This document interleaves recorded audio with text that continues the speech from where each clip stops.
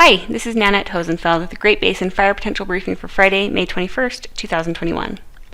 Looking at fire potential impacts over the next few days, we do have quite a bit going on into this weekend.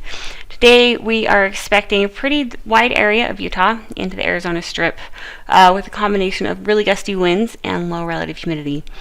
Some areas could see winds gusting up to 60 miles an hour, so pretty strong winds expected this afternoon.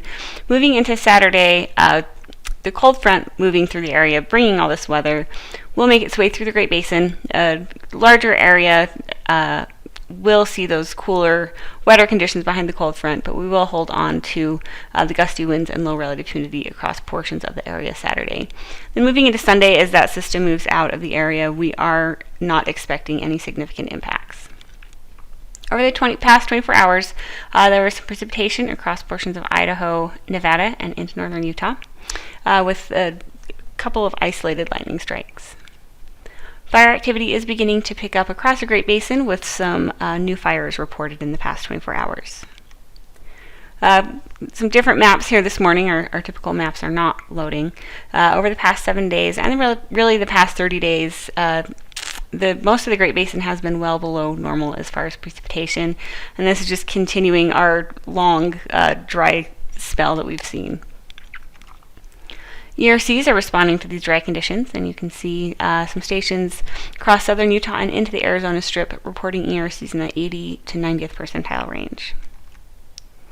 Looking at those ERCs and how they've trended over the past year, you can see we're not at record values, but we have been close to record values this spring, definitely above normal, and over the next couple of days with that hotter, drier weather, would expect to see those ERCs continue to rise. Live fuel moisture, not surprisingly, is quite dry. You can see the Elko site reporting record low values. Other areas across the Great Basin are definitely below average, with some close to that record low value. Satellite this morning shows that weather system right over Nevada. We're expecting that to move east into the Great Basin over the next couple of days.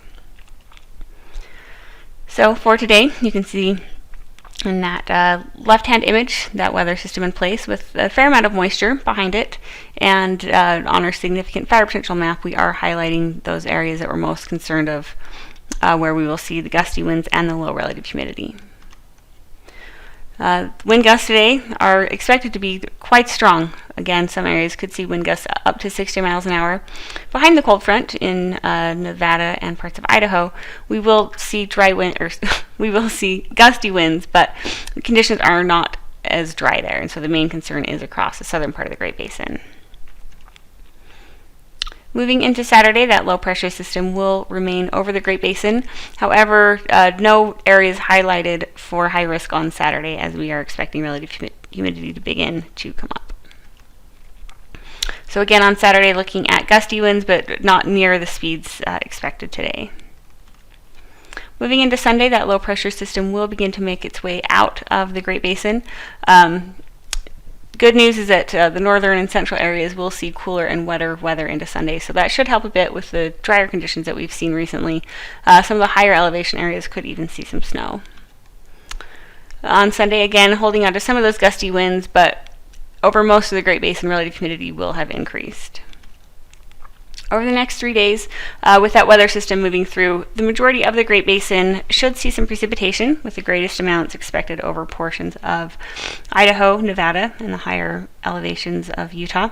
However, the far southern part of the Great Basin is expected to remain quite dry. Moving into Monday, looking at westerly flow and drying, warming conditions across the south. That trend continues into Tuesday, with warmer and drier conditions further south. Then on Wednesday, weather models are hinting that we will see another storm moving through the area late next week. There is a potential for that to bring windier and drier conditions to at least the southern part of the Great Basin, with that continuing into Thursday. Over the next 7 days, the majority of the precipitation expected at this time will fall over the next 3 days with that system this weekend, but we're definitely keeping our eye on the potential for another system that could bring some cooler, wetter weather to the north later next week. the 8 to 14 day period, the Climate Prediction Center is calling for below normal precipitation across almost the entire Great Basin, with the potential for above normal temperatures across the western part of the Great Basin. That's it. If there are any questions, please feel free to contact us. Our information is on the screen, and you can also find us on Twitter. Thanks.